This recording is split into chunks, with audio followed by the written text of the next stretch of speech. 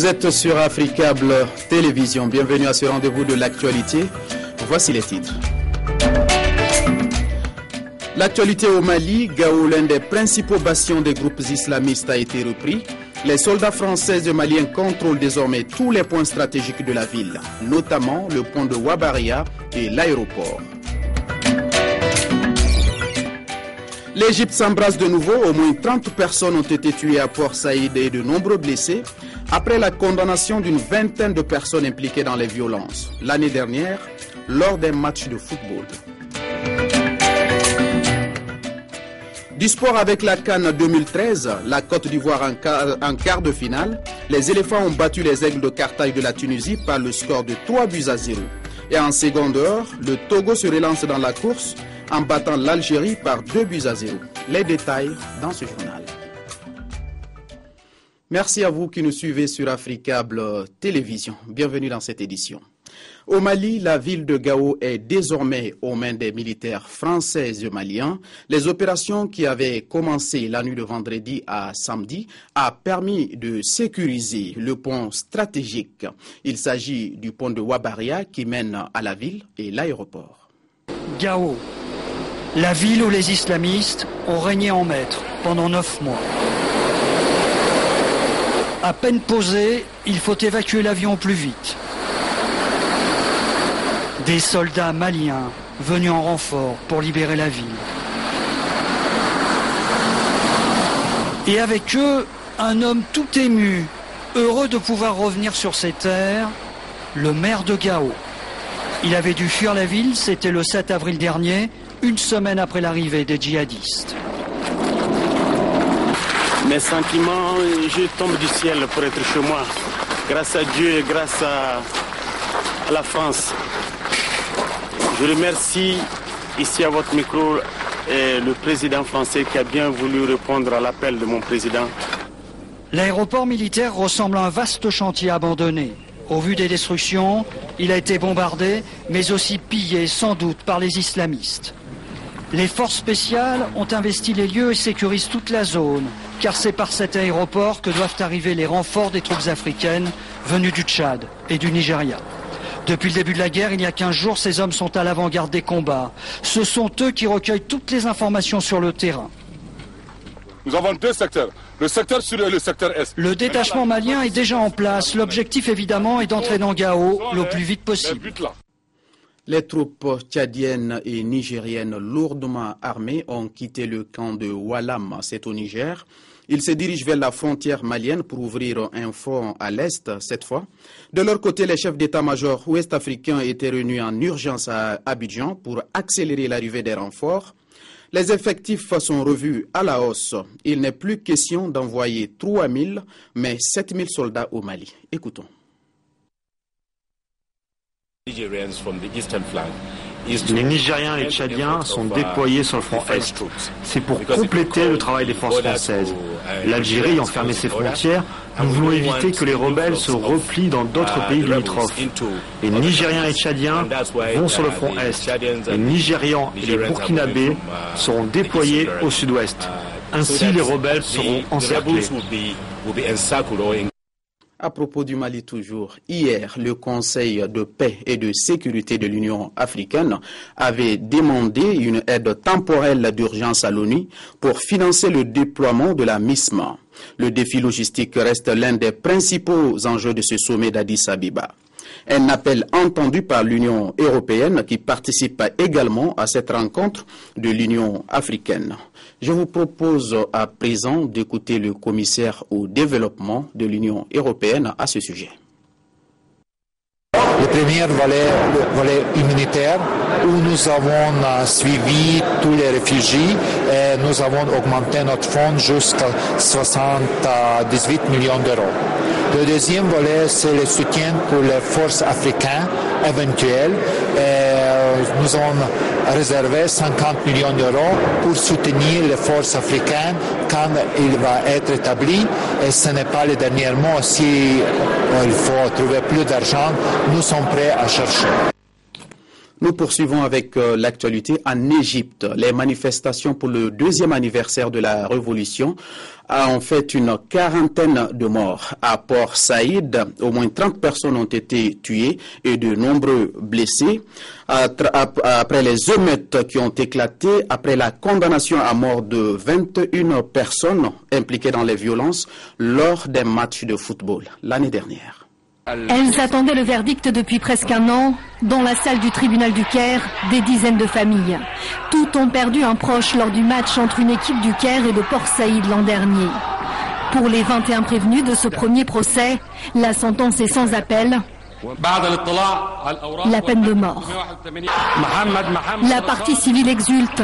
Justice a été rendue aux 74 morts du match. Bien sûr, c'est un verdict satisfaisant, parce que lorsque le sang coule, il doit être rendu par le sang. Je crois que pendant tout le procès, la Cour a montré une transparence complète. Un verdict suivi non loin de là au Caire par les supporters du club d'Al-Ali. Ici, on revit l'ambiance des grands jours de match. Leurs amis ont obtenu justice, une victoire certes, même si pour d'autres, la fin de la partie est loin d'être sifflée. Nous sommes tous contents de ce verdict et nous espérons que les autres coupables seront également condamnés à la peine de mort en mars.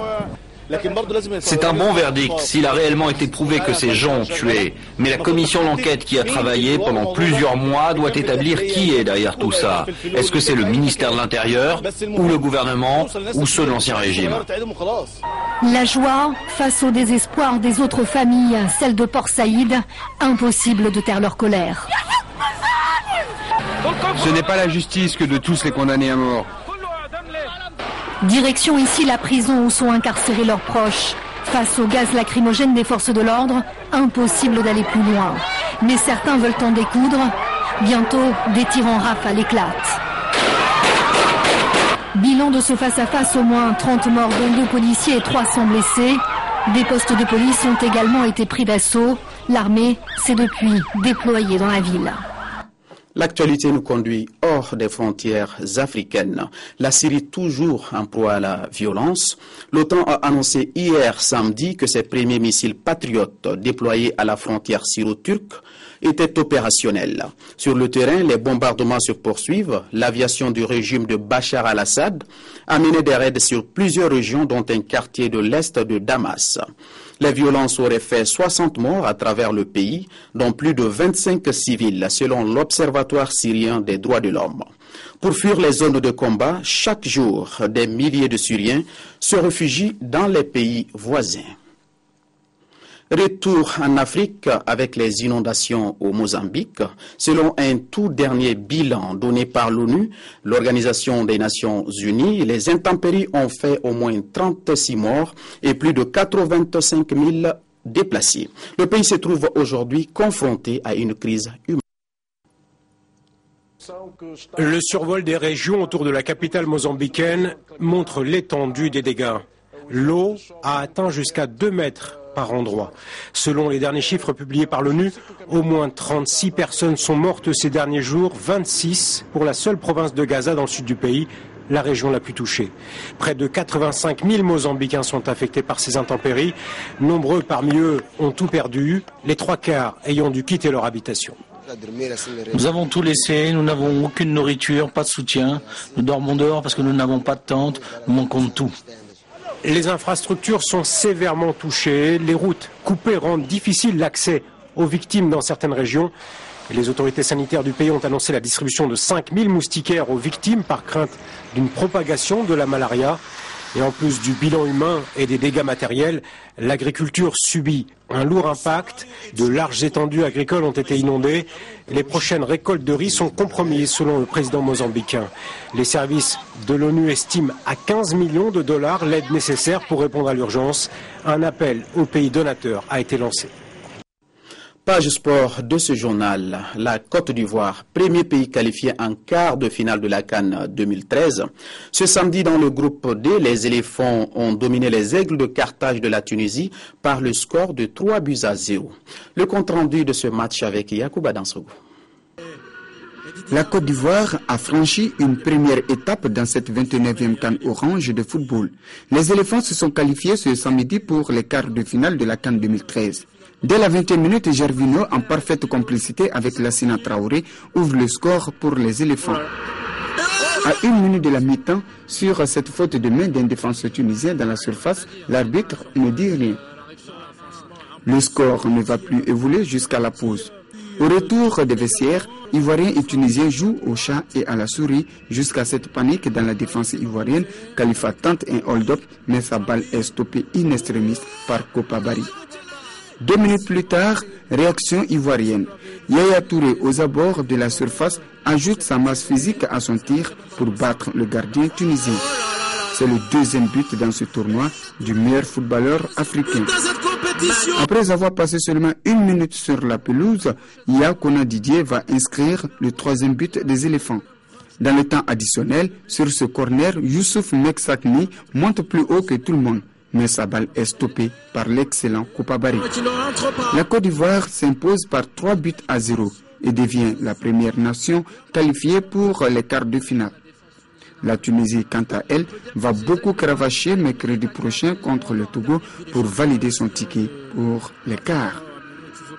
Toujours dans le groupe D, les éperviers du Togo se sont logiquement imposés face au Fennec d'Algérie par le score de 2-0 au stade de Rustenberg. Le Togo se relance ainsi dans la course pour la qualification en quart de finale. Le commentaire est signé Aminata Mariko. Dans un match à enjeu énorme où le perdant quitte la CAN 2013, Fennec d'Algérie en blanc 22e au classement FIFA et épervier du Togo 77e s'affrontent au Royal Bafokeng de Rustenberg sous pression. En cette participation à la phase finale de la Coupe d'Afrique des Nations, le Togo n'est jamais parvenu à se qualifier pour le deuxième tour.